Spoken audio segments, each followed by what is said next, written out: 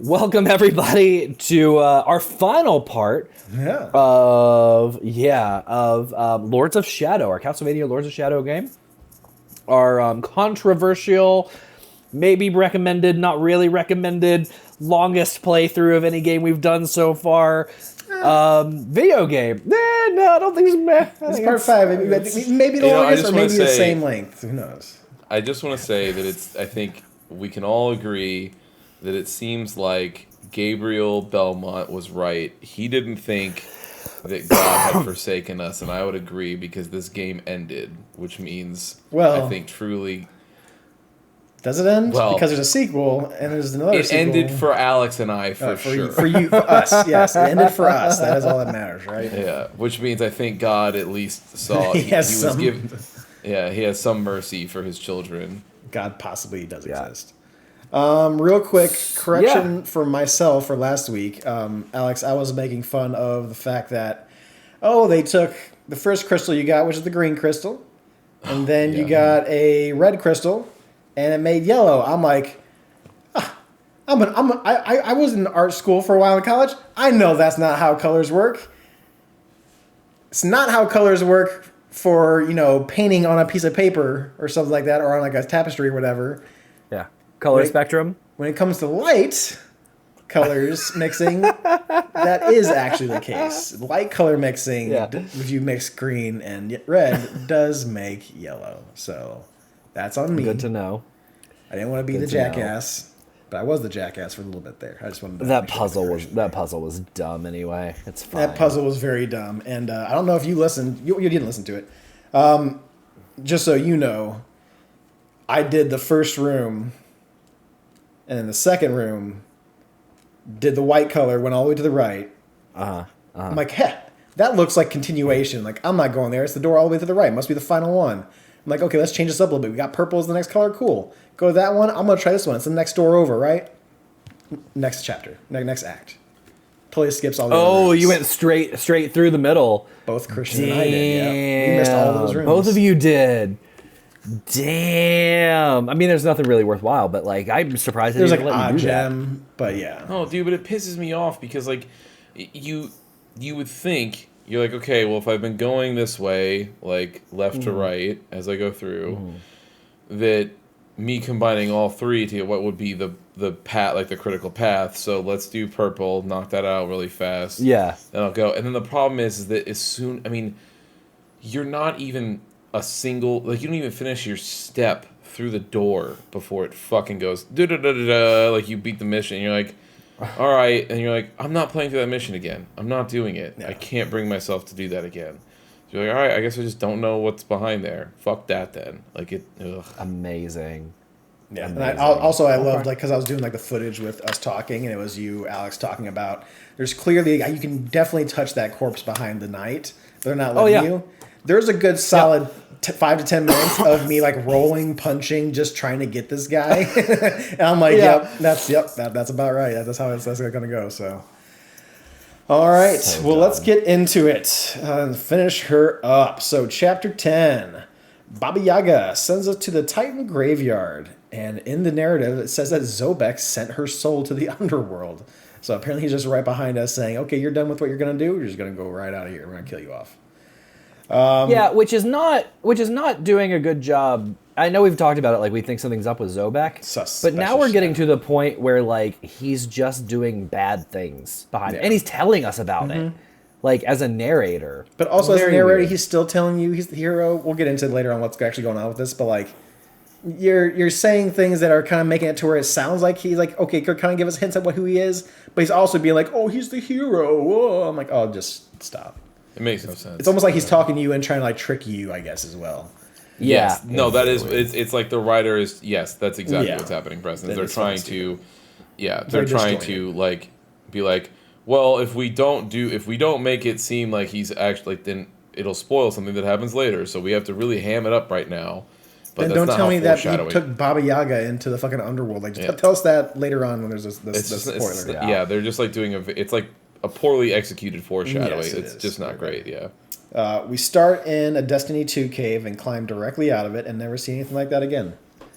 Here we are at the gates of the land of the dead. Don't touch water / fog, I say, because I have gotten stuck in there a couple times. We fight undead, skeletons. We don't know yet, but we are looking for keys / pieces of a shield.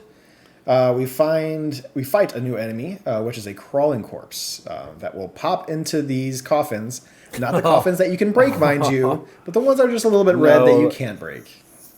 The coffin creepers, Coffin spiders, yeah. they're unnecessary. Like, and they didn't even freak me out. Like the fact they were the spider, they were the same fight mechanics as the previous spider. It's the like, skeletal as soon as it pulls model up, you structure. just dodge. Yeah. It wasn't even like the difficulty. It was just the annoyance of how many times you have to hit them to then rip them out and like break it. And like sometimes later on in this playthrough, there's rooms like 3 of them. It was like fucking space, A, man. I'm sorry. Also, it's garbage that you cannot break the Grab them coffins. beforehand. Yes. Yeah, or you can't grab them beforehand and stop So them there are spots later on, if you see them crawling while you're fighting, you can grab them and stop them from getting those coffins. You but if there's a can- cutscene, you can't. Yeah. Yeah, but it's just dumb. So It goes stupid. back and forth. It's very stupid. So yeah, we fight a couple of them off. We do the shields. I put down here, don't forget to pick up the key / ruin. It does not automatically pick up. You have to make sure you grab it just like you do grabbing a corpse and everything else. Unlike the other they've done that. keys. No, the other keys you have to grab them too. You have to walk up and press them. Oh, I'm sorry. I'm still thinking of like the ones that involve like crystals and stuff like that too that you automatically pick up. That's a little different. Yeah. Yeah. All right, so you use the key, it moves a Titan's arm, and now we face multiple corpse spiders. Coffin spiders, I'm sorry, in a tight space. Again, move the Titan with 2 runes. Now we fight 3 coffin spiders, and we have to get 3 runes. And move the Titan, climb up to a small arena. Here is where we meet Pan. And he says, one path must end here. He enlightens us by changing into the Silver Knight. Very dope design, but very out of place. He chupacabras us, but we get the powers back as we fight him. We need to use the opposite power to really hurt him. So if it kind of glowing red, you want to use your blue power, vice versa. A mechanic they introduce here and just decide to randomly bring back later. Just Well, this is the Because I tutorial, hope you remember. I feel. for that. It's not random because there's a voice line they may.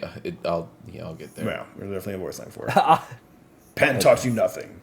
But yeah, so Christian finally gets to throw a spinny blade back. And then he says, we had to fight because killing him would open the path. The blood activates the sigil and the path crumbles open. So I barely remember this because I did this 2 weeks ago because I was so annoyed at playing this game when I had to do it to record for you guys, right?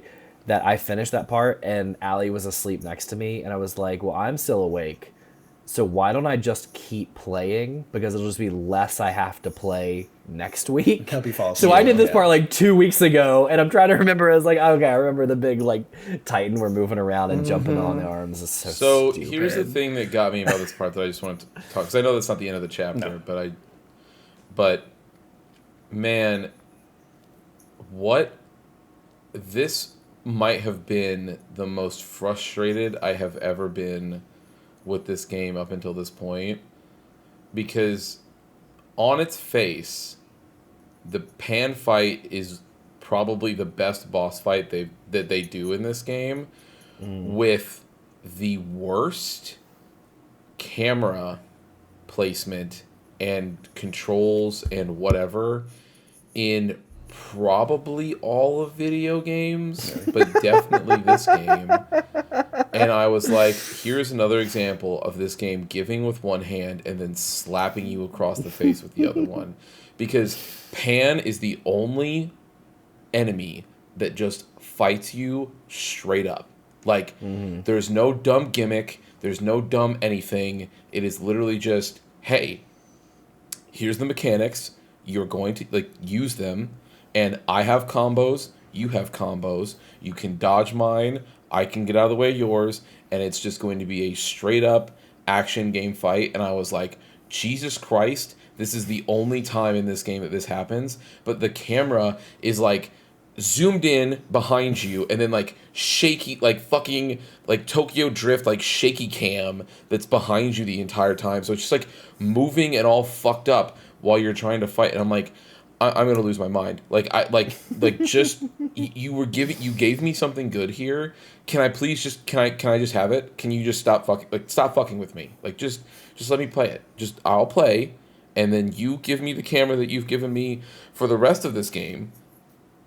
And then I'll be quiet. Like you can just let me do this. Why did you have to fuck this up? Like it was really I got so frustrated because I was like, as I was doing the fight, I was like, this is the most fun that I've had with the combat at this point, and it never gets better. It only gets worse from that moment on. But it was like you just like I don't know what they were thinking with that camera placement and design. Weeks ago, right? Like it feels like in every decision making path they had, they're like, we could do this, and every time the decision they picked was the worst possible decision. And it's like I don't know how you went about like choosing the bad choices every time, but you did, like just nailed it.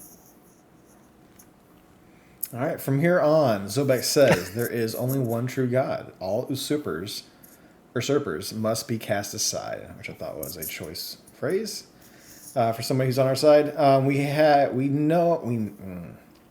We now head through the path, climbing along with some ledges that break apart. Only time that ever it breaks apart is just in the beginning part of the section. Here we find a simpler type of undead. They're very slow walkie zombie types.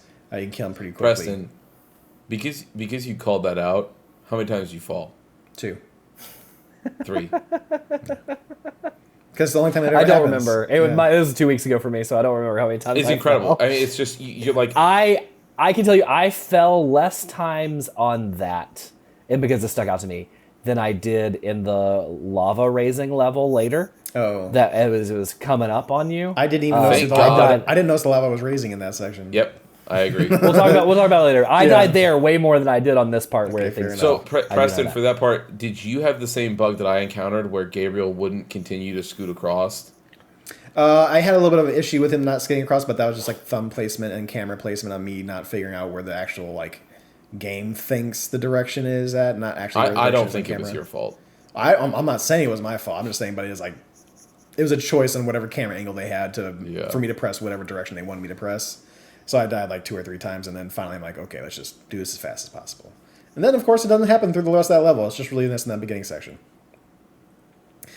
All right, we get to the other side and see a dark tower. I Googled it, and this looks like Orthain. Lord of the Rings fans over here, do you know what I'm talking about? Okay, to be honest, yes, I know what that is. I was not expecting a Lord of the Rings reference here, so I was just assuming that it was something that I didn't know about. That's what it looks like to me. It's like the fucking, because it's a tower and there's like lava pits around it and stuff like that. That's just kind of what I called it. That's what I kind of thought. That was just that was my pull for this episode. I think it's way cooler, but yeah, no, for sure, yeah, a lot of things are way sweeter, cooler. But yeah, I hear you. I get you. All right, we find our BFF, the Chupacabra. To get our powers. Last one of the game. Yeah, last one of the game. Well, this is also the last chapter, so it may make sense. Oh, it's not the last chapter. It's just, I don't know about you guys, but when I jumped across that ledge, dude, what a double punch you see the tower.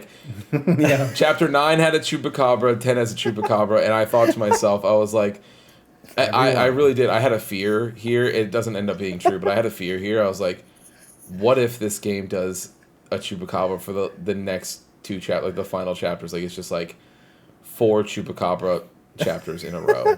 Like, I was like, there's a solid chance that they could. No. Yeah. They could do that.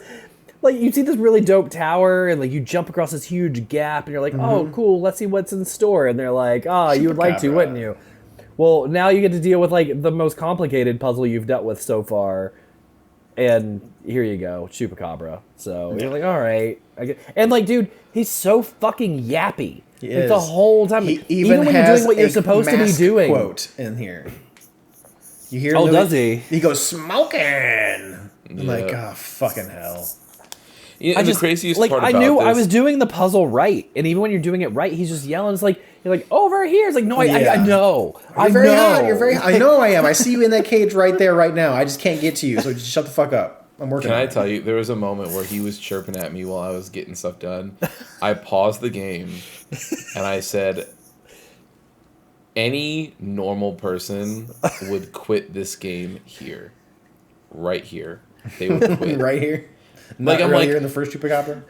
No, I'm saying like if you had been trying to push through and be like, I'm gonna see this through, this would be the moment where you go, I'm going back to that GameStop and I'm going to fight that prepubescent teenager for my fucking money back, and I am going, if I have to, I will assault the store manager. Like I will do he's what so I need chirpy to and annoying do. the whole time. It's just like I know what I need to do in this puzzle.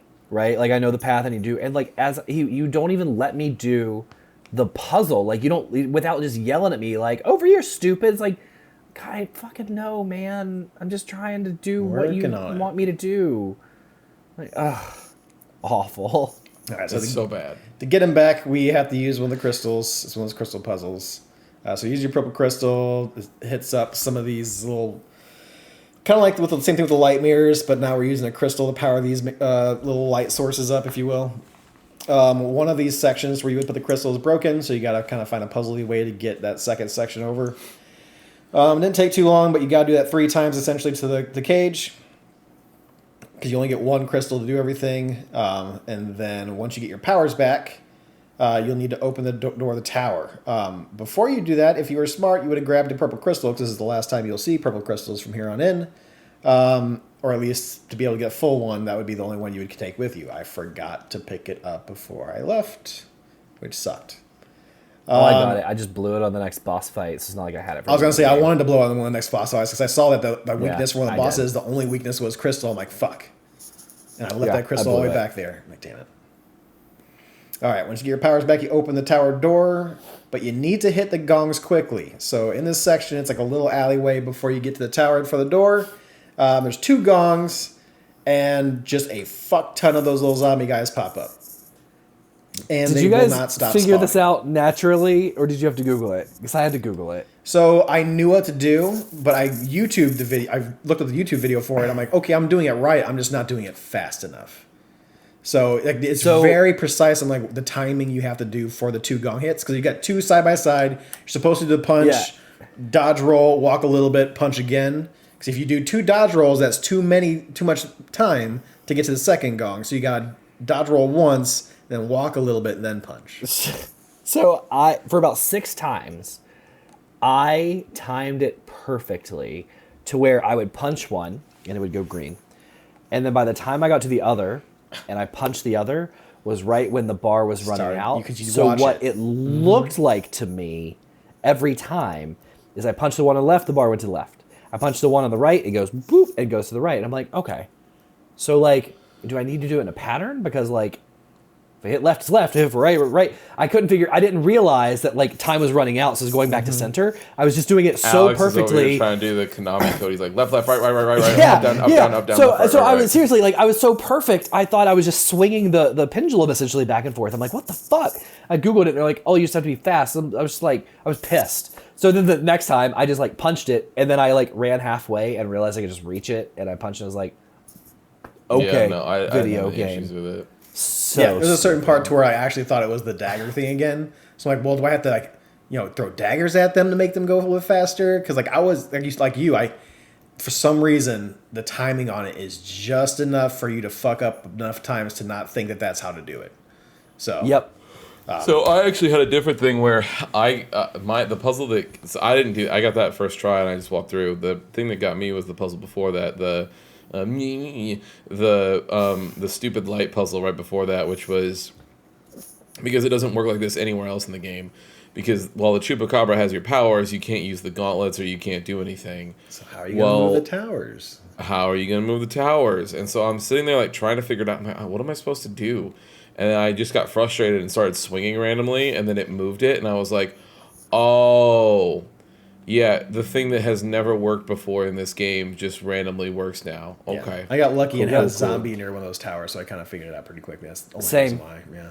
Yeah, Same. I ran around 3 times, not figuring out until what Preston had. I hit a zombie and it moved it, and I was like, okay, That's how you want me to do it. I guess. Yeah, because we've never been able to do that before.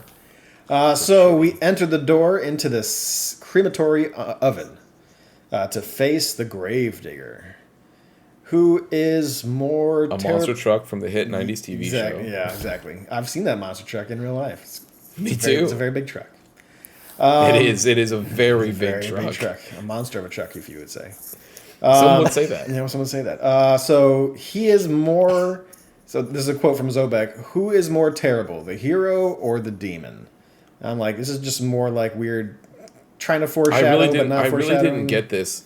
Yeah. The way he was talking about this, I understand. Like at this point, because we've killed people. Apparently, yes, I got it. But have we? Like that's the thing is that I'm like when he starts talking about this, he's like, Gabriel's just not the same man that he was. But he is though. Like we let the priest live. He killed the priest. Yeah. We let the Baba Yaga live. He killed the Baba Yaga. Right? Yeah. Like we actually killed the blonde girl in like a vision or some weird shit, and we ended up killing her.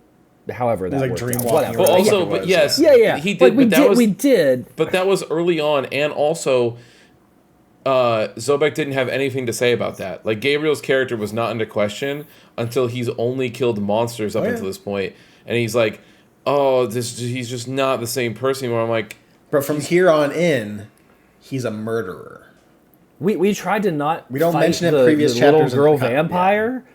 We even went up to her. We're like, "We don't have time for you." She's like, "No, fight me." I'm like, "No, we don't. I don't. I'm not down." Like, Gabriel's really not done that much. It's like Zobek is the one coming behind us, just murking people. We'll talk about the DLC later. Do we have to though? No, I'll talk about it. I'll let you guys know. I'm not gonna make you guys play it, but you want to know what happens in that DLC. You want to know what happens. All right, so we fight the Gravedigger. We fight him next to the closed oven. Lower his health to stun him, and you're supposed to hurry over to the lever that they're not pointing out to you and slowly open it while he's in the stun phase. Then grab him for the quick QTE before he gets out of his stun phase to kick him in. I saw that lever the whole fight. I just assumed, like I'm sure everybody did, that we would fight him, then go use the fucking lever. Yeah, as a opening to a door later on for somewhere else. Right? Can I tell you what happened? Can I be honest? What happened with me was I had a real like come to Jesus moment with the game at this point where I said, ooh, Preston is lucky that he told me how much is left after this chapter and that there's only 3 missions left. Because if I was under the impression that there was a chance that there could be more than that, I would have quit the game. Because I said, I was like, I stun him, he's in front of it, and I say to myself, every ounce of my body is telling me to go use the lever first. Because I was like, there's no way that the game doesn't want me to do the stupid thing. Like, my instinct would say to just go do the grab and then go use the lever, because why would I not just kill the boss and then go open the door? But I was like, this game is going to want me to open the door first. Like, I know that's what it's going to want me to do. And I said, but if I go do that and I get hit out of it, I'm going to snap. Like, I'm going to freak out. And so I was like, I was like, you know what? Fuck it. I'll just grab him. Did you both do the same thing? You grabbed him first. I grabbed him 4 times. I grabbed him twice. And I thought it was, okay. I just thought I was missing. Yeah. I was like, Jesus. I thought I missed the last one. I was like, there's something going on here at the end that I'm missing. Mm-hmm. Or when I'm doing the pound, like the button pound or button mash, I've hit it one too many times and it's thrown off the next thing. You both should file an insurance claim to Konami for mental damages, because that's not as unfair that you guys had to do it that many times. Yeah. But so I did it. He hits you back.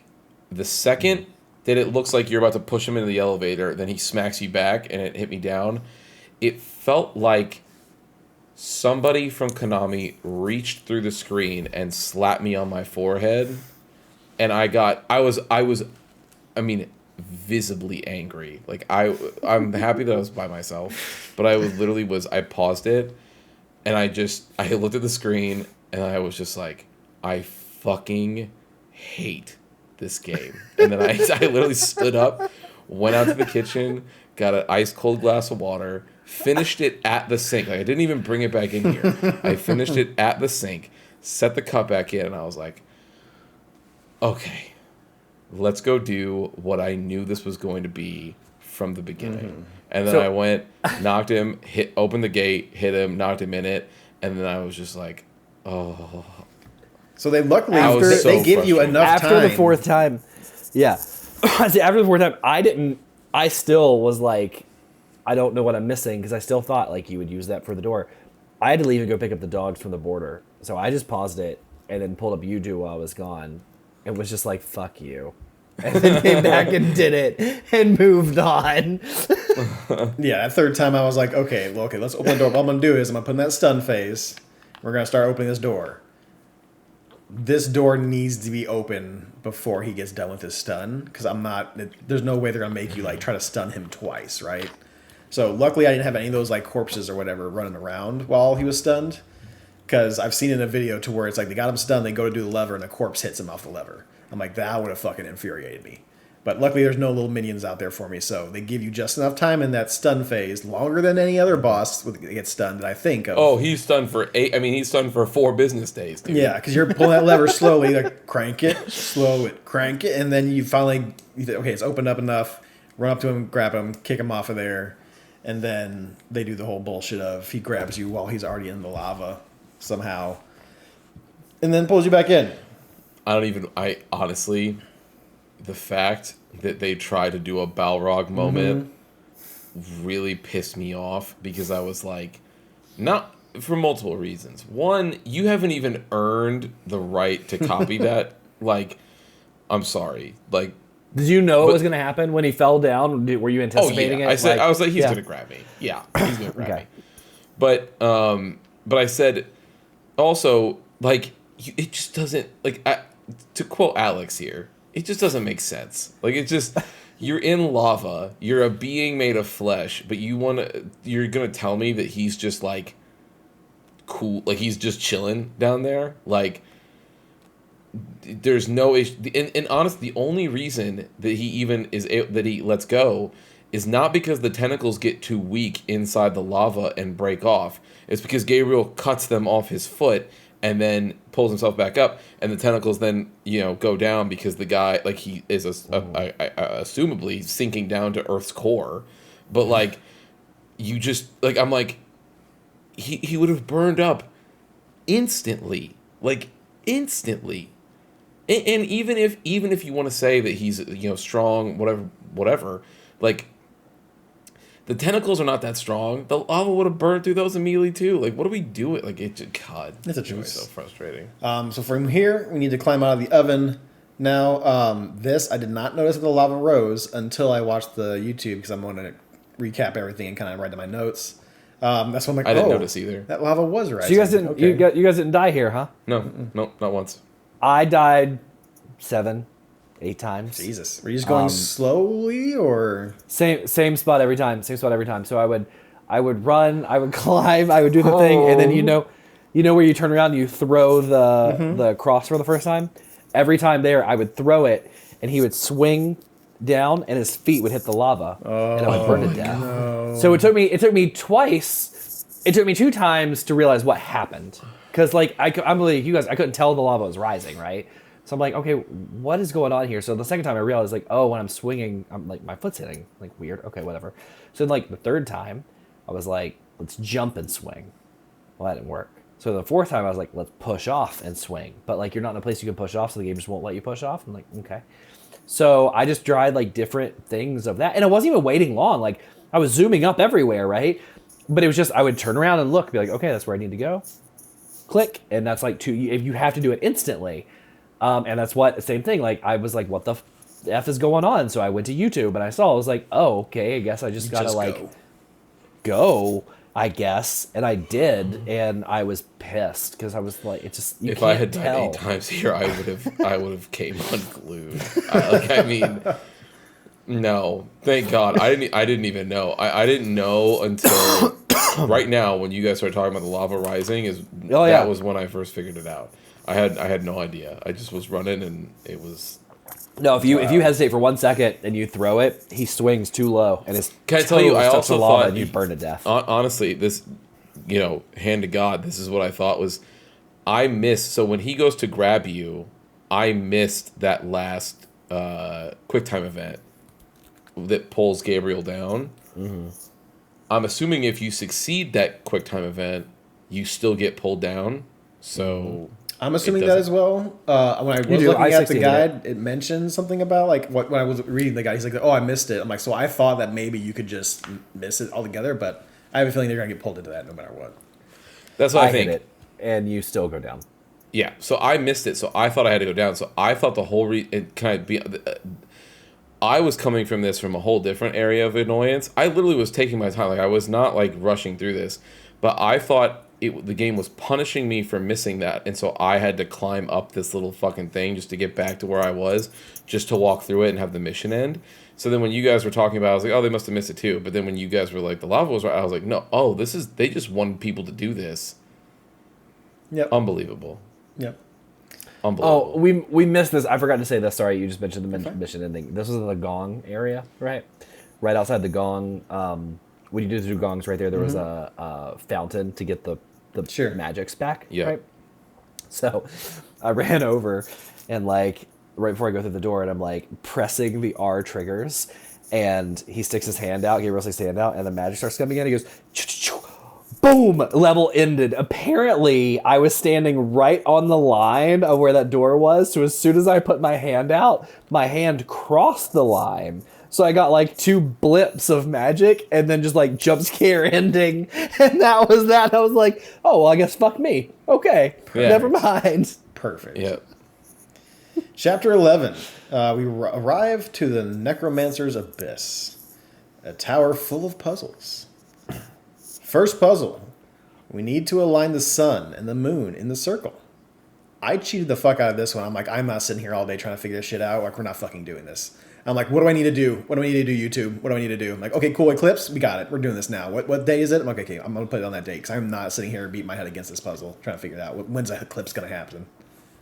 I saw that the white dot moved once to the left when I rotated one of the things. I go, oh, well, clearly I need everything in this little fucking circle. So I just I read moved the it, note. moved it. I tried one. I read the note, and it was like, it needs to be a full eclipse, and it needs to be the 24th or the 27th, whatever the date was. And I was like, okay. And it was like, and then it's the month of the murderer, or the month of the martyr, or something. I don't remember what it said. And I was like, okay, well maybe I'll be able to figure this out. And Close so I enough pulled the to thing March, up. yeah. And so I go from the right. So I'm like, okay, it needs to be an eclipse. Great. 24th, awesome. And then I was like, okay, this must be month. And I'm like rolling through, and I didn't understand any of the sigils or something, but one of them vaguely looked like an astrology thing, and so I was like, oh, I know nothing about this. Fuck this. And so then I like literally Googled. I was like, what is the astrology sign for the month of whatever? And then it pulled up, and I was like, sweet. Did that, hit enter, and then it was like, and I was like, yeah. Awesome. This is one of the ones I actually figured out very quick. It was like, okay, put everything in this little hole. Got it. I tried to put like the moon in or just the sun in at one point. I'm like, I don't know what the fuck's going on here. And I'm like, I'm just looking this up. I'm not going to try to figure out astrology and shit while I'm doing this puzzle. So yeah, that's the first puzzle we get through. And then we get the second puzzle, which is another funny little punch puzzle with floor tiles. They're colored. So to have the light follow the path you see on the wall. I kept up messing up halfway. I tried to skip this puzzle, and it wouldn't let me. Yeah, it didn't let me skip it because I couldn't figure. So they give you the shiny thing in the middle, right? Which we know punch. Okay, I punched that forever, and did not realize that if you punch the things in front of it, they also light up because they're only in one third of the arena. So I was just punching this thing on the floor, and I was running around. Nothing was lighting up, and I'm like, I don't get it. So I was like, fuck it. I'm going to skip this puzzle. And when I went to skip it, they said, here's your hint. Green goes up, orange goes over. And I was like, wait, what? And I stepped forward and punched it. I was just like, Fuck you. Yeah. I found out that it's not an unlock the puzzle. It's a here's the answer to the puzzle, and I'll go do it last step. Here's the hint, part too. Yeah. So I was pissed. So I kind of figured out what was going on there.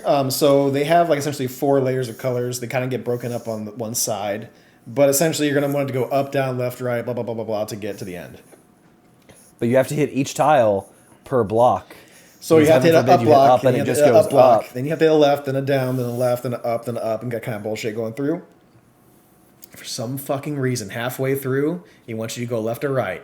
I kept on hitting the wrong direction. Multiple times in a row, the same one too. To where it's like, I know which color I need to hit, but by the time I get to that part in the puzzle, because it takes so long to punch, my mind just goes, I want to hit the red block. And I hit it, and I'm like, cool. There's no way to reset it or delete one block, so you have to let it go do the little laser thing and wait for it to go all the way through halfway, reset, and then go punch your thing again. And if you're like me, you're going to fuck it up 2 or 3 more times because you're an idiot, and you're already done with this game. And so you're just doing that a couple times, and you finally get through to it. And I fucking hated that puzzle. I was pissed at that too. And like, the punching is inconsistent.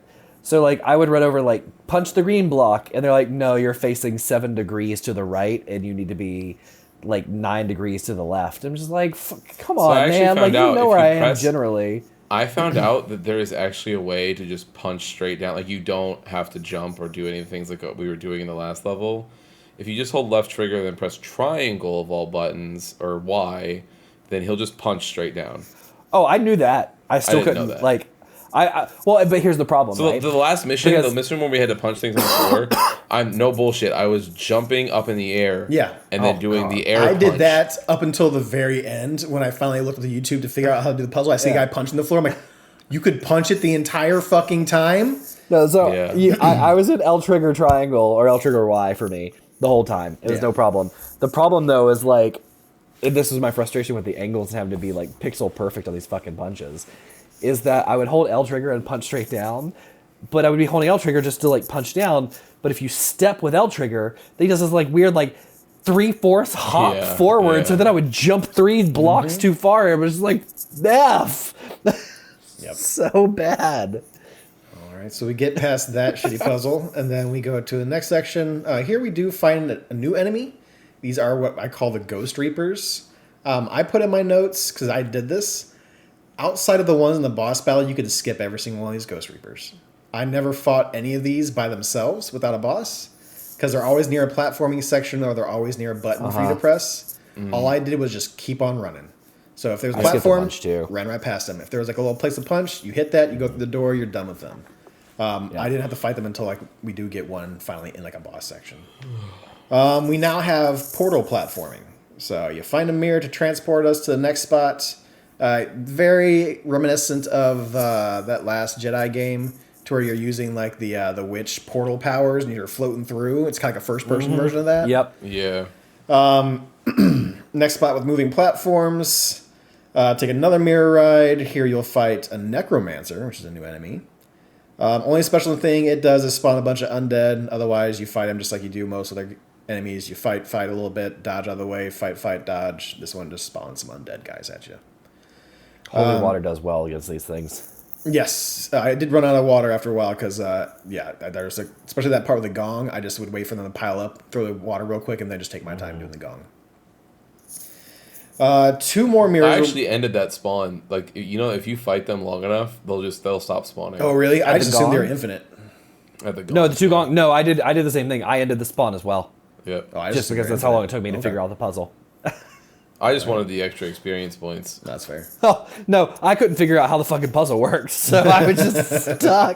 Because there's the mission before that, you unlock the final move, which costs 25,000, and so I was like, oh god, that's so much. And I was like, whatever. There's 2 of them. And then there's 2. And then I'm sitting there and I'm fighting him, or I'm fighting those guys, and then my experience total keeps going up, and these just keep spawning. I go, is it gonna do it forever? So I just wanted to know. Is this a farm so section? I was like, I was like, would it let me do this? And then I kept going, and then it finally ended, and I was like, yeah, why would you let me do something? And, yep, it makes sense. All right, here we'll find the 2 mirrors with the door and a deactivated mirror behind it. This will take you to platforming levels to find down punch buttons. You need 3 of these. Really quick. this section that you're about to talk about, we'll get there. But there's a moment that happens in solving these puzzles that actually triggered my fight or flight response. And I don't know if it might have been the same for you guys, or how you felt about, or maybe you guys might have operated it in a different way. But were you about to fight somebody? Yeah. I'll just tell you. Go ahead. So, I mean, I don't have too much on here other than, like, you take a couple mirror rides, you fight another necromancer, but you're doing platform puzzling with the portals and just moving platforms itself. Again, I just kind of ran around outside the necromancer. I just ran past everything. This time you use his powers to finish him off as far as the necromancer. But what happened to you, Christian? Okay, so when you're doing these puzzles, so the way Preston described it is like there's a deactivated mirror, and then there are like shards, basically like these like little like metal spiky door kind of thing. Yeah. Spiky thing that's like all around it, but they're all individual little spikes that are making up like a circle door that you can't get through. So you solve the first puzzle, and then the mirror activates, but the door is still there. Mm-hmm. You then go solve another puzzle, and only a single shard of the door goes up. And I actually had heart palpitation. I was like, how many times do I have to do this? I was counting them, and I said, is this game going to make me do this 15 more fucking times? Like, I mean, seriously, I almost, like, I felt my body start to get hot. Like, I was, like, going to snap out. And then I went to go solve the next puzzle, and then they all went away. And I was like, I don't even know whether to be happy or angry, because I'm happy because I don't have to do this anymore, and that means the mission's over now, or this part's over, and then I can keep going. But also, how dare you? Like, what does that even? How does this even make sense? You have me solve one puzzle for a single shard to go up. Like, it was almost like the developers were trying to trick you or scare you. Like, they knew that when you solve that second one and the one goes up, your brain would immediately go, oh my god, I'm going to have to do this 100 more times. And then they wanted to be like, nah, just kidding, here you go, it's all open now. And I want to be like, I'll punch you in the throat. Like, I will collapse your airway. You know what probably happened? They probably had QA, and the guy in QA goes, there's no fucking way you're making me do that 15 times. Yeah, just do 2. So like, okay, well, fine, we'll do the second one. Just animate all of them. I assumed that Alex had the same thing happen to him, because I was like, if he was doing these puzzles and then the one shard goes up, I had to imagine that he pressed pause and then just like looked at the ceiling, and it was like a star-crossed lovers moment where he was hoping that I was also looking at the ceiling at the same time, like just full of rage. So I had an interesting moment here. You do the first one, and the mirror opens, right? Yeah. And then like you go through the second mirror, and it takes you to the second like little green thing, and it opens up. I got lost on the third one and made my way. Yeah, same. Made my way back to the second room, and the green thing was there again, and I did it, and that counted for the third one. That didn't happen to me. I never found the third one. I made it back to the second room. The green thing was there. I hit it. It shot up and opened the door. I go, because I had this moment where I sat there and go, well, that's weird. It made me come here to open it again, and then I had to come back and open it. I was like, that doesn't really make any sense, but a lot of this game doesn't make any fucking sense, so there's whatever. There's a second pathway in the second mirror. I missed it. I went back to the second room, and that's where the green thing was. I wish I would have known that, because I did go back to that first other section and didn't notice that, and just kind of went through, because you go back to there and it's like, okay, well, I don't want to be here. I didn't mean to go through here. You can't go back where you came from. You have to go through the entire section to go back to where you started again. Yeah. Which to me says that they either got enough complaints, or there was some like no glitch or something. They're just like, oh, we'll put it back up here. Just go back to this room and do it again. Hopefully, it worked. Yeah, hopefully that's what it was. But who knows? Who knows? All right, from here we do a bunch more climbing and warp platforming to get to the top. At the top we find the Dracolich. Zobek says it's death. He sinks into the tower, unleashing the skeletal dragon. Worst boss in the game. Yep. They really like. I put in here. They really liked Shadow of the Colossus because we're back at it again. The dragon. But this is worse than any other that we've done so far. This is a pretty. It is bad the one. worst boss in the game. This is pretty bad. So the dragon. It looks like it's gonna be one of the cooler ones that we can do, but it's definitely not. Yeah. The dragon. No, I knew it was going to be cool. The second it comes on the screen and you see the green dots on it, I said, those are the little stupid things that I have to go sit there and punch. And while I hold R2 while it tries to shake me off in the air, absolutely Not great. fuck this boss. Not great. All right, so the dragon tries to hit you on the little platform you're on with fire. He only does half the level. And as it flies by you, you grapple onto one of its little spots on the skeletal structure. Only one spot you're allowed to grapple. Here we climb down, then back up to its head. That's a very short to do about a very long section of this boss battle. Yeah, you did no justice to what. No, you I mean I still got more here, but the rough and tumble as you go down and then back up. Holding on to grip when it tries to shake you, you'll hit the green spots on the way, much like the Ice Titan. I ended up falling off once halfway through. It sucked. You take him down. And you go into the arena. So if you were to fall off while you're up in the sky, you just fall back onto the arena. I fell off once too. Yeah. There's no real checkpointing to it, I don't think. Or at least I didn't decide to die way up front. I died closer to the beginning of that section. There are only checkpoints based on the sigils that you break. So if you don't break a sigil, there is no checkpoint. Okay. Well, that's true and it's not. Checkpoint in progress of the dragon. Yes, not where you can climbing No. never checkpoint. So unlike other, Preston, the reason I say you don't do that justice is because you swing onto the bottom and then you climb up, right? Took me a while to figure out where to climb up too, as well. Yeah, but when you climb up, you go, oh, okay, I need to progress towards the head. That's where the green button is. Which means I need to go right. No.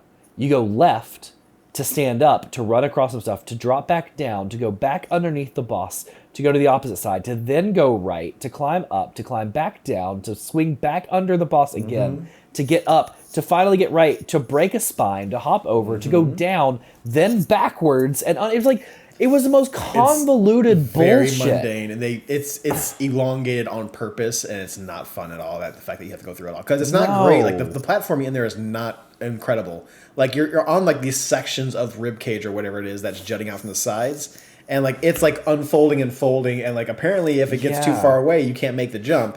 But also you're making these crazy jumps on a dragon that's flying around and shit. It's like just have me grab onto him and climb up him, but don't have me do this maze like platforming around the skeletal structure. Like, it's fucking stupid. I fell off on after breaking the second sigil because there's only 3, and then you have to do the mouth, right? So I fell off after the second one on the way to the last one, and I had to climb the whole thing back. So like there was no like other bosses before. It would like swing you up to the head or whatever, and be like, oh, you've done the rest. At that point, this was the whole climb all over again. Yeah, not great.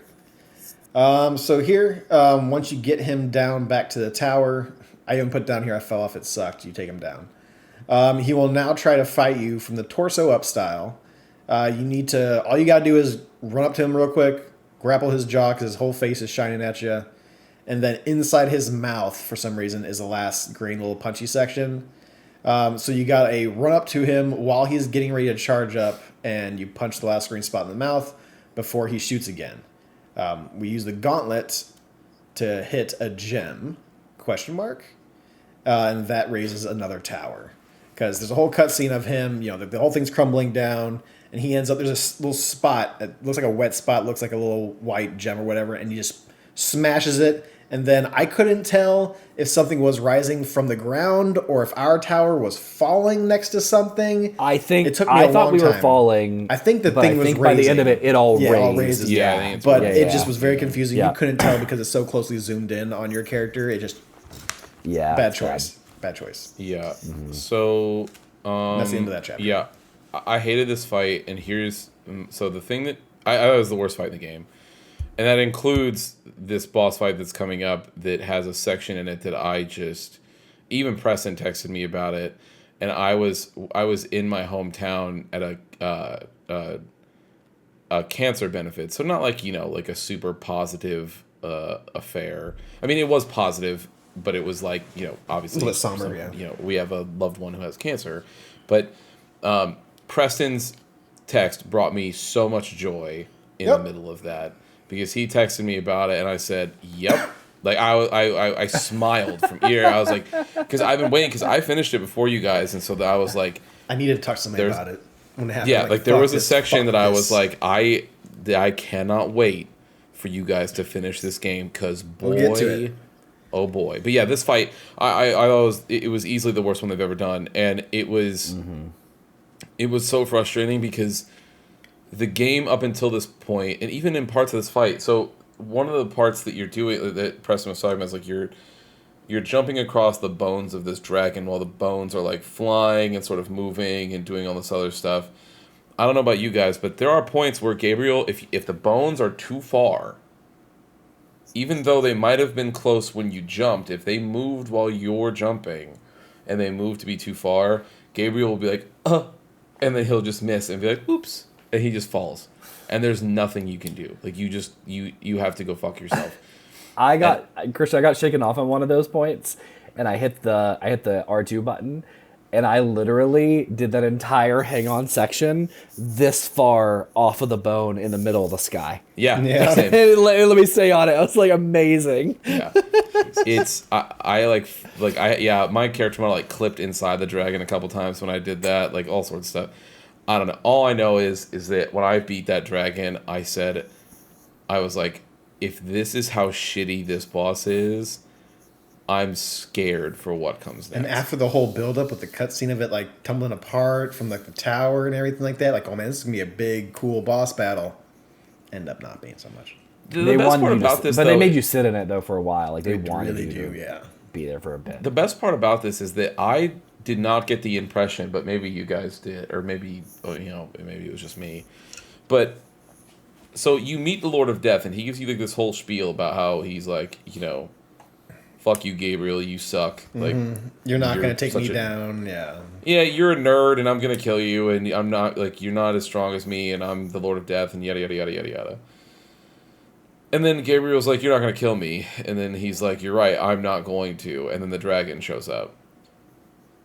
I was not under the impression that the dragon was the Lord of Death, or, like, was a transformed version of him, or something like that. But you kill the dragon, and then the Lord of Death he dies somewhere off screen. But like when you get up to the top, there's the Pillar of Light, and it shows the other piece of the mask and everything like that. But you don't get like a monologue from him. You don't get monologue, but I think there's something to where like he uses like the green power to like punch into the ground, like where he kind of went into, is what I kind of thought that's how he killed him. He uses I didn't notice any of that, and now that you say that, that's a good call out. Like, but his body's not. That's what I'm saying. Is that like he doesn't? Yeah. He absorbs the green flame that the dragon spits out to like punch at the ground for sure. But again, I was not under the impression that the dragon was the Lord of Death. I thought he just summoned him because that's the way that he talks about it. He summons undead, especially so because he says he also says, "I'm not going to kill you," meaning like I'm not the dragon. It's not going to me. I'm going to let the dragon do it.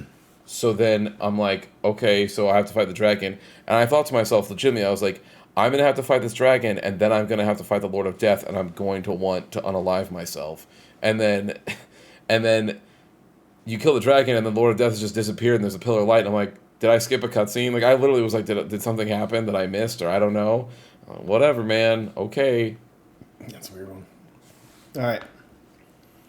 Final chapter. Chapter 12. The final battle has come. Zobek says he will be with us in his narrative. We see the light that drops the final piece of the mask. We assemble the mask. Zobek is there with the killer's mask. So like the whole scraped up looking mask that you killed the young girl with. He puts it on and transforms into the Lord of the Necromancers. He casts a spell that splits the heavens from the earth. So the whole reason why we're on this quest, the whole bullshit with going on this land, Zobek is the one who has caused this. He is the Lord of the Necromancers.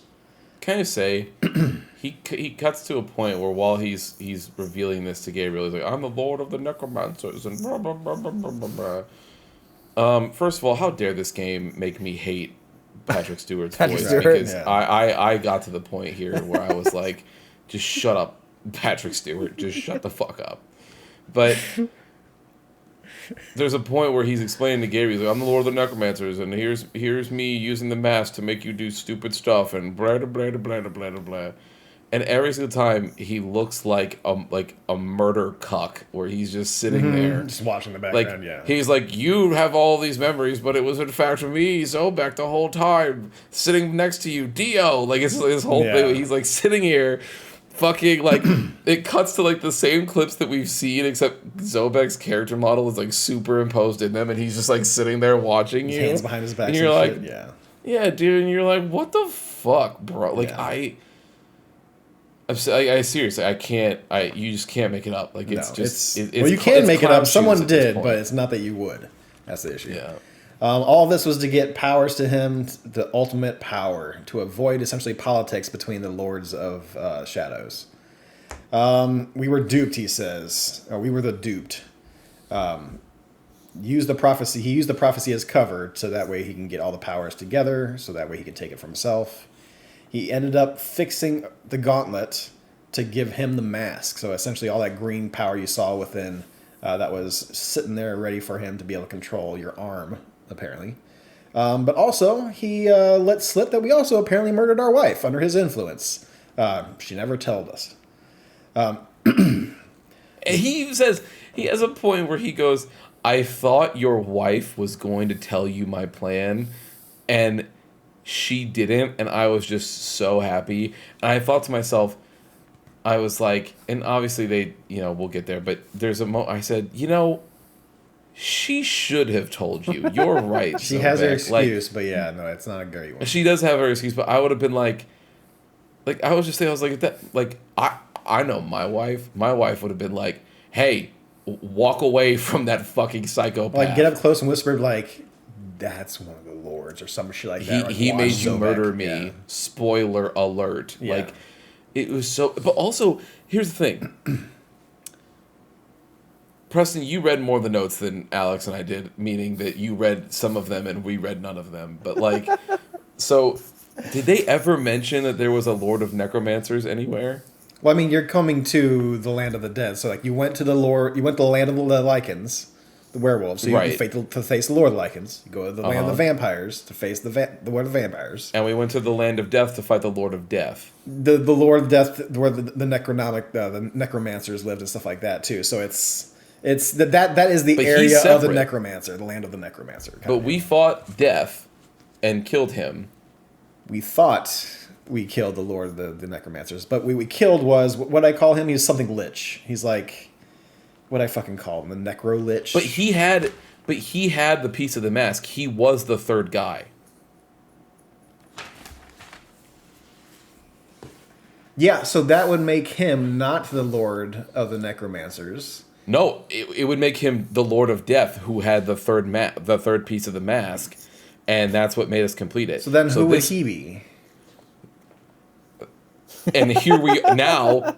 Welcome to the conversation. I'm trying to fucking figure it out because I'm like, you introduced it. Like, Zobek is like literally comes in. He's like, it was me, Zobek. I am the Lord of the Necromancers, and I'm like, am I supposed to know who you are or why you would care about any of this, or why any of the Lords of Shadow would care about you? According to lore, you would have to kill the Lord of Shadow to get the piece to fall from the heavens, because you would have killed the original founder. Right. But apparently, according to this, somehow you can still either convince the founding Brotherhood person to drop it, or we got a plot hole. That's what we have. We just got a plot hole. That's what it is. There it is. Thank you. That's what I just. Yeah. I tried to go through it, but I can't. It is a plot hole for what a twist moment is. All that it is. Exactly. Yep, couldn't do it.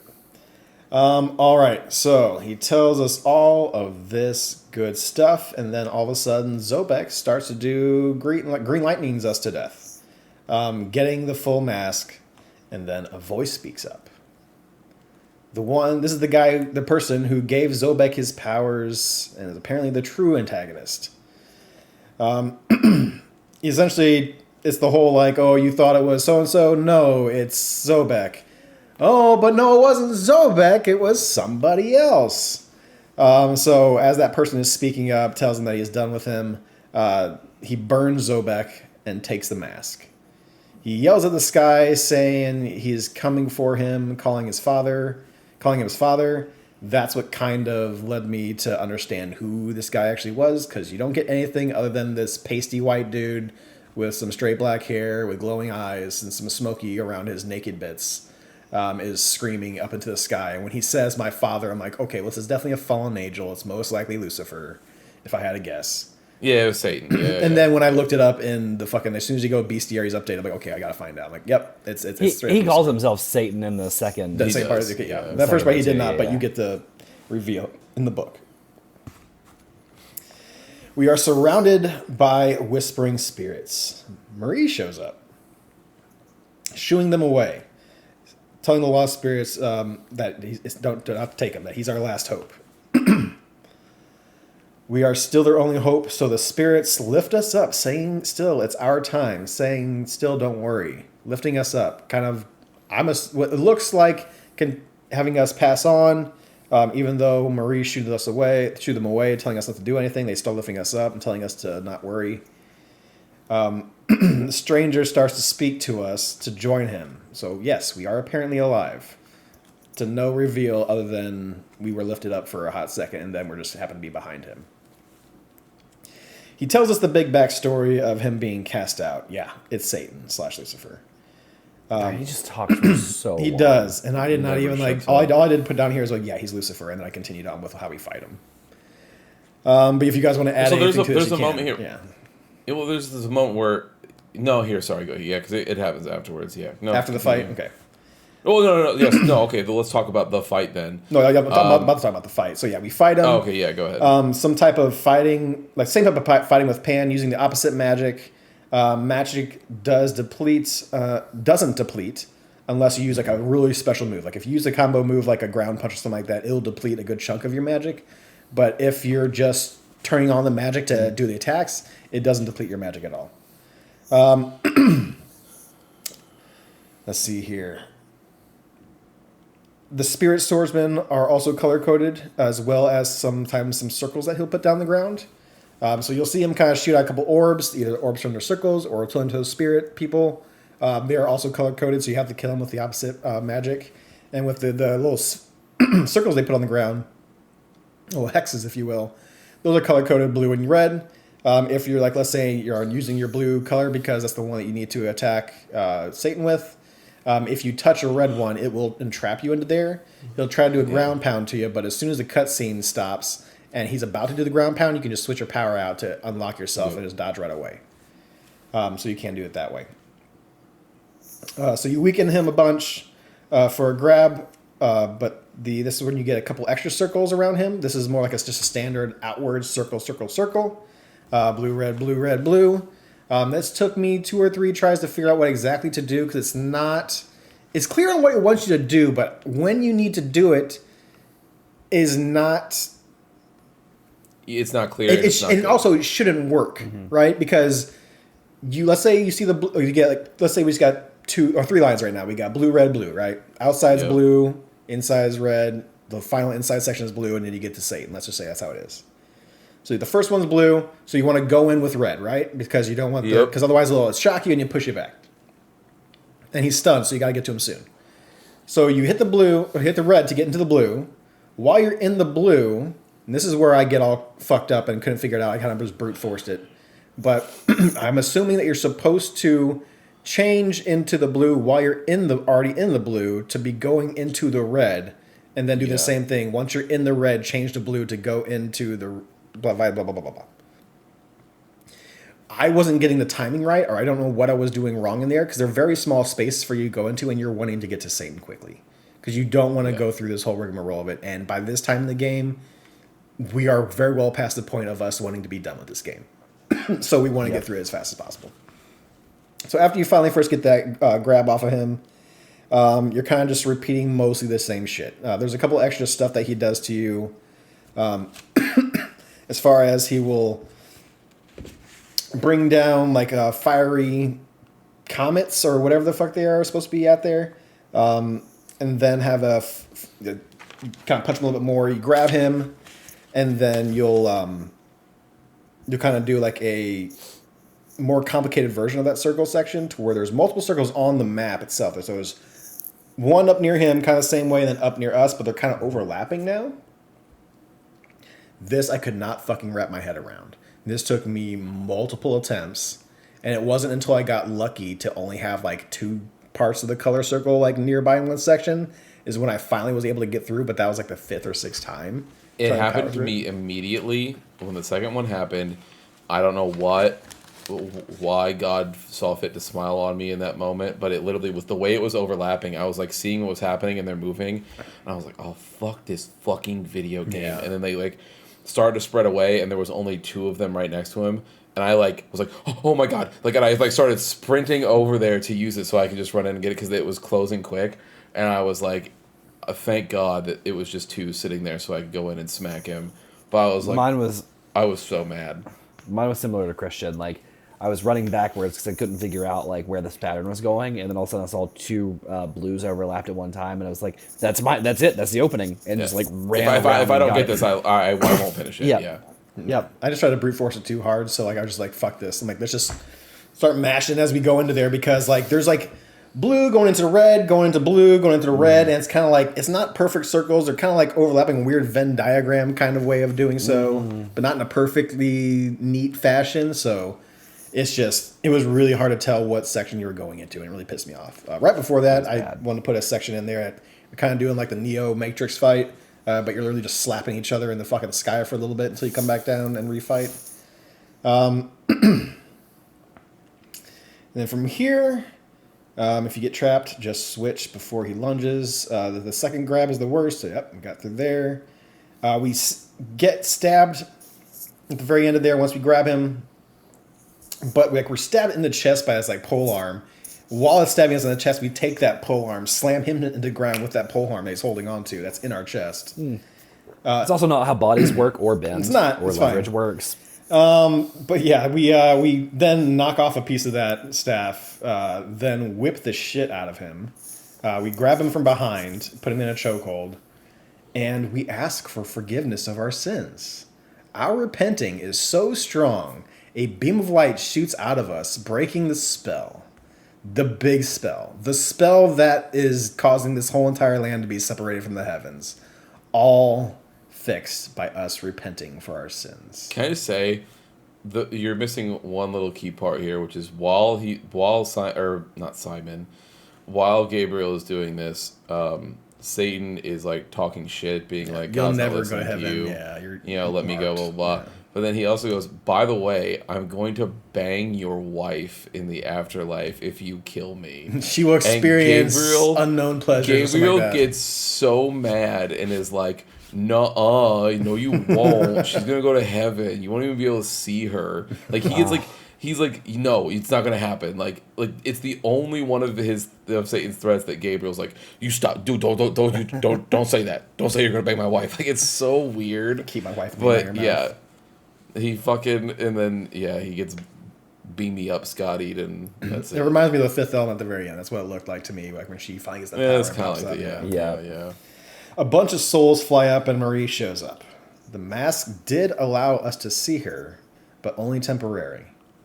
She didn't tell us about us killing her, because it would have eroded our dissolve. Yeah, here's the thing. The best part about this is that, so she goes, I know I should have told you. I didn't tell you because your resolve would have been shaken, and you might not have gone through with it, blah, blah, blah. And you would have had like a mental breakdown. Meanwhile, cut to Gabriel having a mental breakdown in front of her, being like, I'm such a piece of shit. Oh my God, I can't believe, I'm so sorry. I deserve to be sent to hell, like all this other shit. And I'm like, oh, you mean the mental breakdown you're putting him through right now? Mm-hmm. Like, yep. Yeah. But you then save her and all the lost souls that have been stuck because we've been cut off from heaven. And the best part is he's like, can I come with? Like, am I good? Like, can you just let me no. go? She's like, no, that's not your time. He's like, but it could be though. It could be my time. There's this cliff right over there. I could go right now. Because I did everything that I was supposed to do, and a beam of light already came down and absolved me from my sins. So like, if there's any better time, now's the time to go. It's probably right now. Now is the time. All right. So she then still passes on. Backflip girl comes by. She also stops by just to kind of stare at us for a second. So but when Marie's on her way up, the best part is her talking shit inadvertently and telling you how fucking awesome heaven is. Yeah, it's great, man. It's wonderful. She's like, Gabriel, you have no idea. It's so good. It's so awesome here. Everything's so cool. Like, oh my god, you have no idea. And Gabriel's like, just begging her not to go. Yeah, and but she's it like, is. no, I'm you have coming. no idea how sick it is. You have no idea how cool it is. And it's like, what are you doing? So after, everyone passes on, the camera looks down at the dark mask, and then that's where we just get credits. That's the end of the game. So the credits scroll by. There is a post-credits teaser. Yeah, somebody's gonna have to explain this to me. All right, so, the DLC will help Really quick, explain some of that too as because well. we should really quick before we do the DLC. Yeah. piece. Well, this teaser is still technically part of the game. This is not a cutscene for the first DLC. This is a teaser that happens at the end of the full thing before DLC comes out. That's fair. Yeah. 1 out of 5. You ain't wrong, bro. Zobek. Well, I guess a hooded man comes in, walking around to like an abandoned church area, breaks down a wall into an old ancient part of it. The robed man floats up and calls out to the Prince of Darkness. Calls in an old friend. He has his hood off, and it is Zobek. He's just been living. It's us. O Sant Dracul. Because he gets mad when he gets called Gabriel. So apparently, according to this little teaser cutscene, we are also Dracula. So, Yeah, when? There's 2 vampires in this entire fucking game. DLC. yeah, it's Who turned us into a vampire? I'm sure the DLC explains it, but here's the thing. Sure it does. I had a moment where I saw the cutscene happens, or the credits happen, and I literally looked at the screen. I said, "What a shitty fucking game!" And I was like, here we are at the end of a Castlevania game, and I said, and Dracula does not show up once. I was like, what in the fuck are we doing? Like, no Dracula, no Alucard, nothing.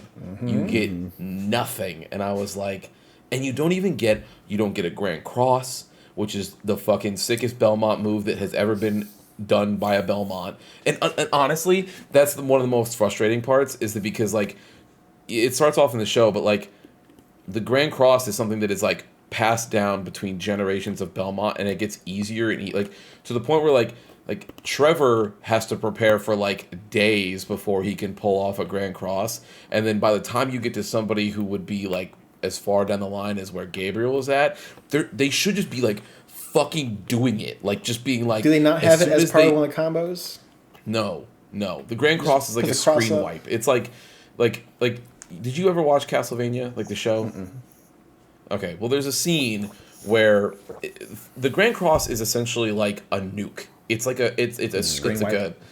yeah, but it's like it goes off and it wipes out every. It's like the power of the sun. Yeah, like burns everything instantly. and it burns everything instantly, and then like vampires just become like shadows on the wall because they're just like poof, they're gone. And so I was like, you don't get to do anything cool.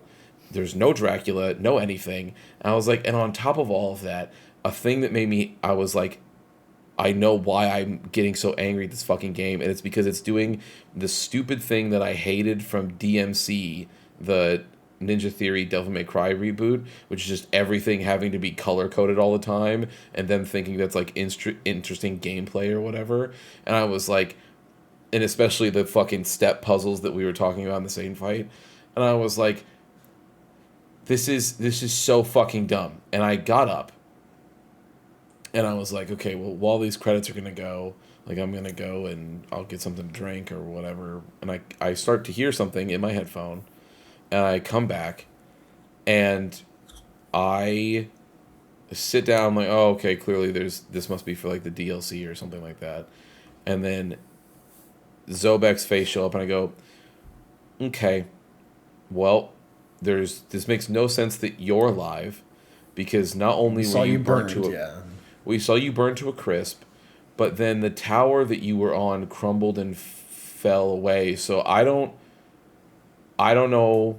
I'm sure the DLC explains it, but I was like, well, DLC or doesn't maybe it probably explain that, but I'm sure Lords of Shadow 2 does explain it. who knows? But then so there's that, and then all of a sudden he's like, he says Dracula's name, and I was like, oh, you.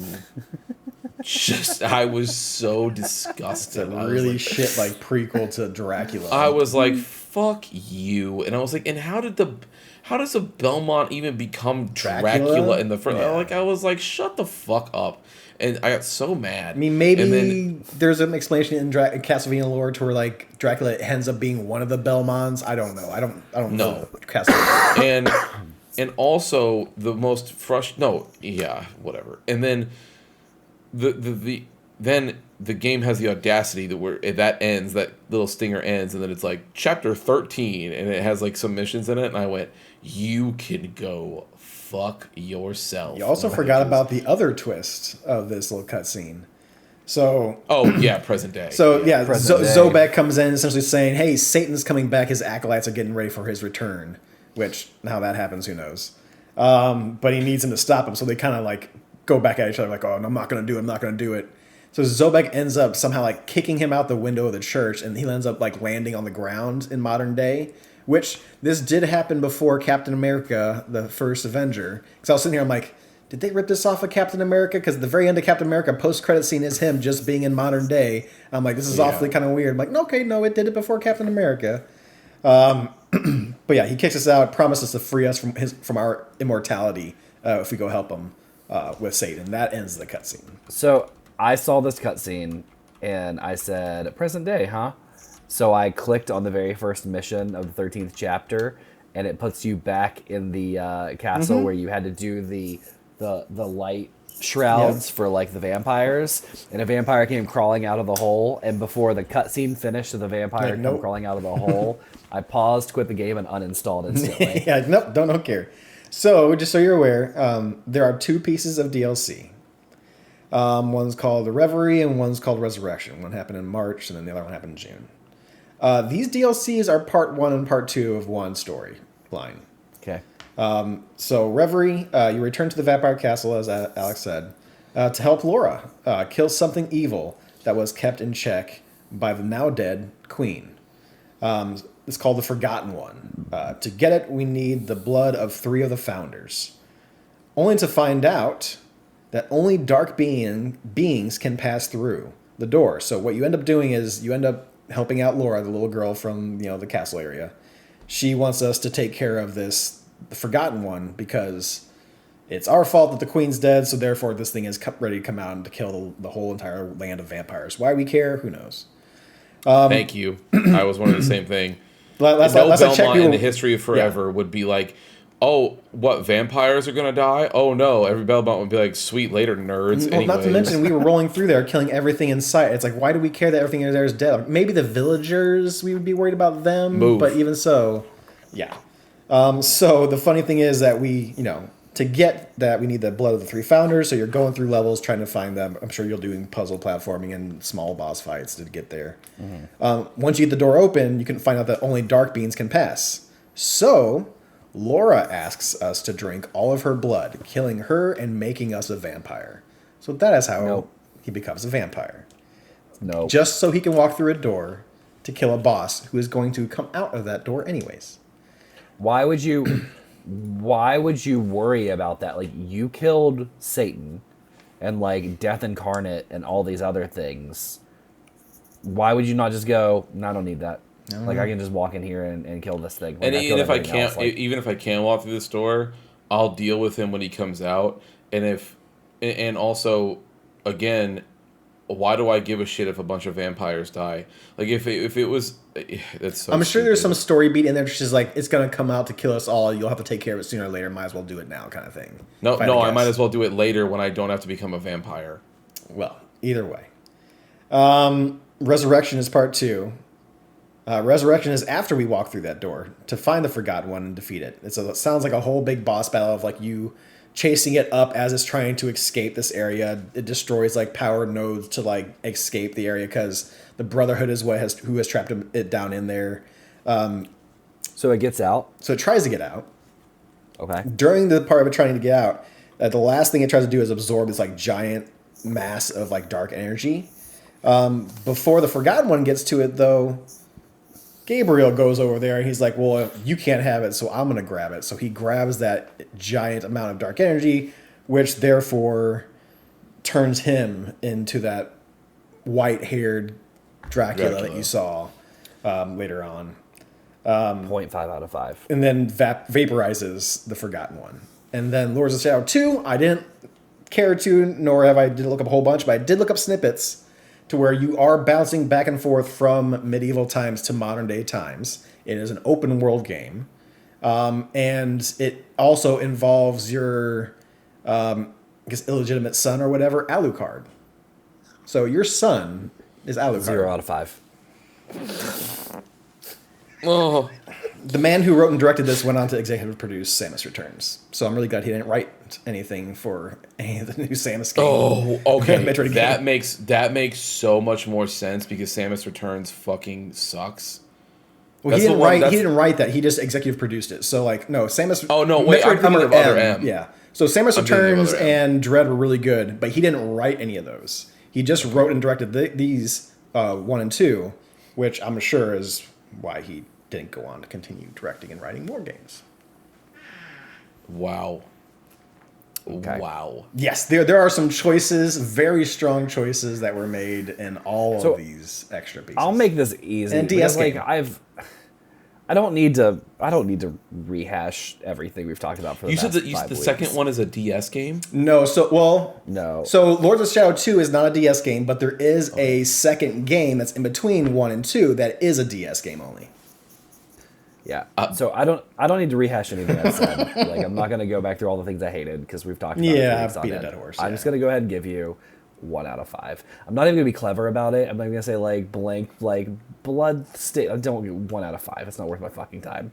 Yeah, I agree. It's a 1 out of 5. I there's things in this game that I think, again, we've talked about. It's like there's times where this game takes a single step forward, and just as you think you are starting to settle into something that might be even kind of cool, it takes 4 billion steps back, and ends up shoving you through a stained glass window into present day. It feels like it hated its players. I honestly. did feel genuine disdain.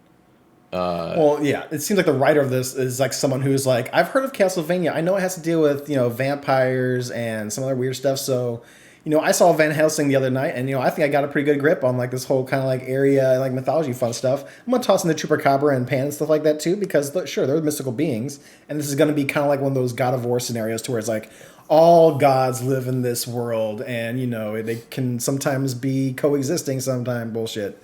But altogether, I feel it's just this guy did not do any research in lore. If he did, he decided to blatantly change it as this is his version of Castlevania and has nothing to do with the rest of That's them. what it seems like to me. Yeah. This is my vision, Also, and I don't care. This is about my anything else that's Castlevania, coming though. for it. What a nothing character that Gabriel is. Mm-hmm. I mean, an absolute nothing character. You have the antagonist narrate the entire game. Like you don't have Gabriel come in and narrate his own story. And again, there's moments where this game, they start talking, like Zobek has these moments where he's like, oh my god, Gabriel is a shell of a man that he used to be, and blah, blah, blah, You blah, know blah. how And cool it would have been if you would have heard Gabriel being like distraught and broken down during those narrative sections? Yeah, If it would have been him meanwhile, talking about it, it would have been cooler. What we get is that Gabriel shows up in every scene that he's in and does the same thing. Sup, guys? What's up, guys? Yep. I don't want to do this. Why am I doing this? I shouldn't have to do this. I just want to see my wife. Why am I doing this? It was an absolute. No, 1. It is a 1 out of 5. The fact that there's people that believe that this game is somehow a little bit redeemable and the second one is even worse makes me terrified Yeah. of what that second I can't game even could imagine be. what the second game would be. Yep. So Okay. I was sitting on for a while there a 2 out of 5. I do believe it's below average. The ending with all the convoluted whole lines and stuff like that is just through the story, through a whole loop, and it didn't get any type of like proper ending for me as far as like, this makes sense. Okay, well, I see why they would have done this. See why I done that. Personally, me, I give like a 1.5 out of 5. If you want to keep it to just single and solid numbers, sure, yeah, 1 out of 5, but I would go 1.5. No, I mean, hey, we're doing the GG scale, and they allowed Yeah. for 0.5, so if you I would say 1.5. For me, I mean, I think it met the requirements of a video game. It had a beginning, middle, and end. And Allegedly. buttons that you input to do things. I mean, The it game met didn't the break basic on me. requirements of a game. I didn't want to quit it. Well, I didn't say I can't say I didn't didn't- want it to didn't quit break it. on me. I didn't end up quitting it, is what I should say. But yeah. Yep. So, all right. Well, we're done. did it. With that game. We did it. I was very relieved to uninstall that game off of my very quick. thing to never see again. It might be one of the few games that I might go back and actually like hide from my Steam library. I thought about it. I really did. You keep that scar there, okay? Builds character. What's next? What Yeah, is coming up? man. Yeah, so I'm going to give a little preamble here. Yeah, So before you we do that, had- just so they give them a heads up, like we will be, I mentioned this before, we will be probably taking a week or two off the video game book club. We still have episodes coming out with different things like D&D, but it'll be after we do our Game of the Year deliberations is when we'll start the gaming book club for Christian. So, Alex and I were talking one day after a session of this game. We were talking about Konami, and we were just talking about, like, how in the fuck did Konami survive this game coming out? And They were making it brought Metal us Gear to it brought us to our friend, the genius Kojumbo. And Play Rising? No. So we got there, and we were talking about how that the Metal Gear series basically just like printed money for this company to be able to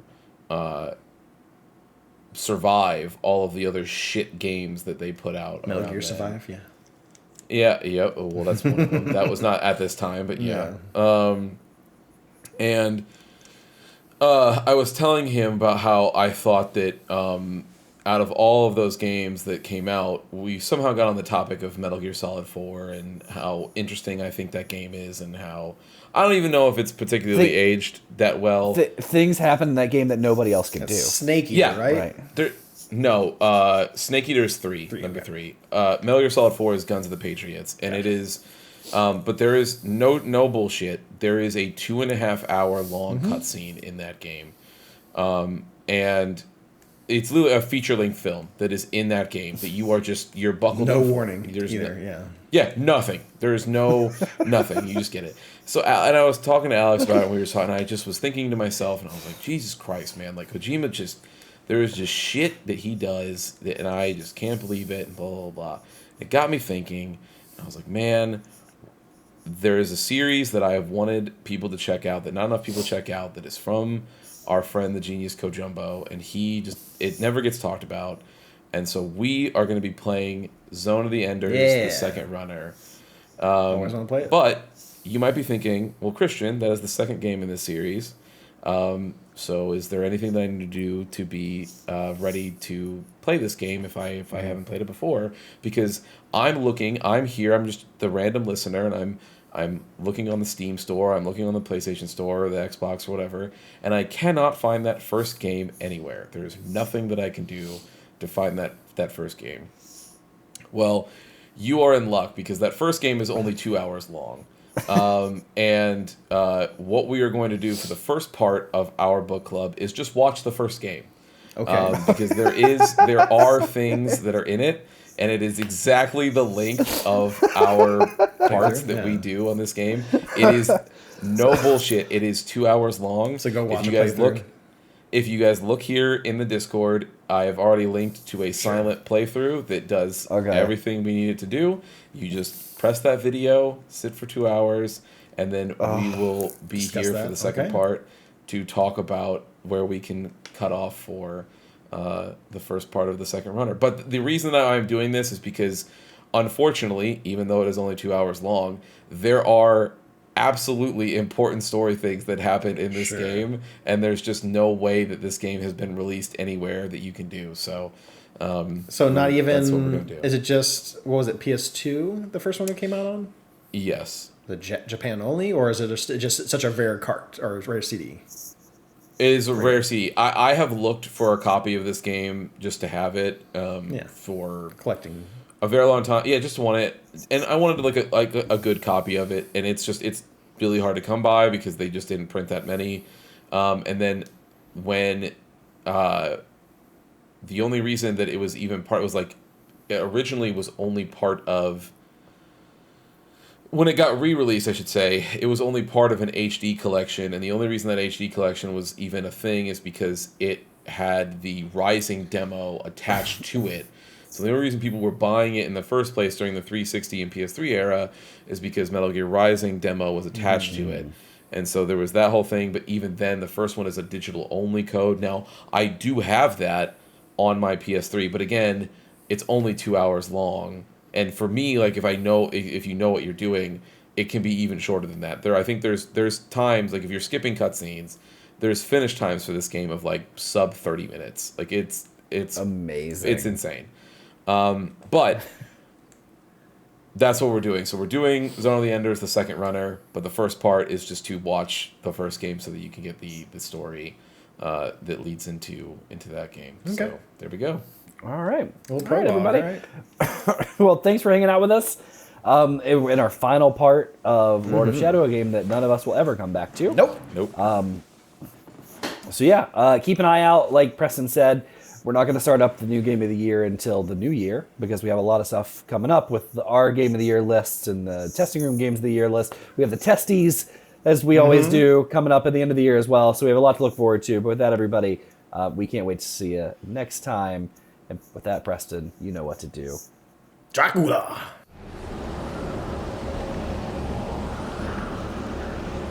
Thank you for listening to another episode of The Testing Room. To catch up on past episodes or check out the newest ones when they drop, follow us on Apple Podcasts, Spotify, or wherever you get your favorite podcasts. If watching is more your thing, check out youtube.com/thetestingroom or Twitch TV/testingroompod. To leave comments and ask questions, follow us on Instagram @testingroompod and email us at testingroompod@gmail.com. See you next time.